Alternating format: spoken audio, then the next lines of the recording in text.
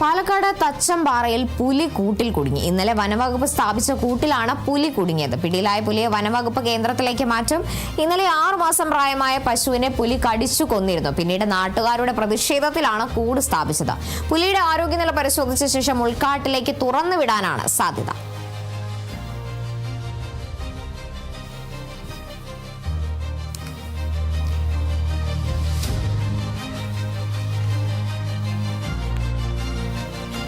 പാലക്കാട് തച്ചമ്പാറയിലാണ് പുലിയുടെ ആക്രമണം പതിവാകുന്ന ഒരു സാഹചര്യം ഉണ്ടായിരുന്നത്. ഇന്നലെ അടക്കം 6 മാസം പ്രായമായ പശുവിനെ അടക്കം പുലി കടിച്ചു കൊന്നിരുന്നു. ഈ ഒരു കാര്യത്തിൽ നാട്ടുകാരുടെ പ്രതിഷേധത്തിൽ ഒടുവിലാണ് വനംവകുപ്പ് കൂട് സ്ഥാപിച്ചത്.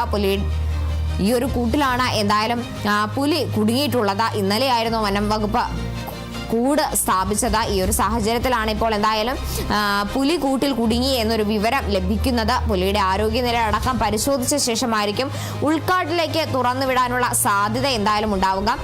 ഈ ഒരു പരിസരത്ത് കുറച്ച് ദിവസങ്ങളായി ഇത്തരത്തിൽ പുലിയുടെ ശല്യം വ്യാപകമായ ഒരു സാഹചര്യമായിരുന്നു ഉണ്ടായിരുന്നത്. ഈ ഒരു കാര്യം കണക്കിലെടുത്ത് അതുകൂടാതെ തന്നെ ഇന്നലെ അടക്കം ഒരു പശുവിനെ അടക്കം പുലി കടിച്ചു കൊന്ന സാഹചര്യത്തിലായിരുന്നു നാട്ടുകാർ പ്രതിഷേധവുമായി രംഗത്തെത്തുന്നത്.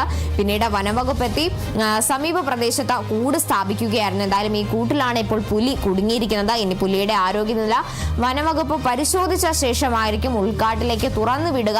അല്ലെങ്കിൽ ആരോഗ്യനിലയിൽ എന്തെങ്കിലും പ്രശ്നങ്ങൾ ഉണ്ടെങ്കിൽ പുലിയുടെ ആരോഗ്യനില മെച്ചപ്പെടുന്നത് വരെ പരിശോധന തുടരുക. അല്ലെങ്കിൽ ആരോഗ്യനില തൃപ്തികരമാണെങ്കിൽ ഉൾക്കാട്ടിലേക്ക് തുറന്നു വിടാനാണ് വനംവകുപ്പിന്റെ തീരുമാനം.